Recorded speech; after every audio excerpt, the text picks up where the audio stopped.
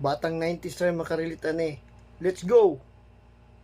Aga, nanonood ka ng paborito mong cartoons. Tapos nadinig mo parang ang ingay sa labas.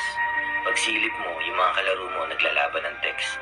Tapos yung iba nagcha-Chinese garter, nagpipiko, nagpapatintero. O naman, kinuha mo yung text mo sa box ng sapatos. Lumabas ka para makipaglaban. Natalo mo sila. Kasi sa bawat tira mo, mayroong pektus. Inagis mo sa area yung text tapos nag-agawan sila. Binalatuhan mo yung mga natalo mo. Siyempre, nagtira ka ng para sa'yo. Tapos inuwi mo muna yun para itago.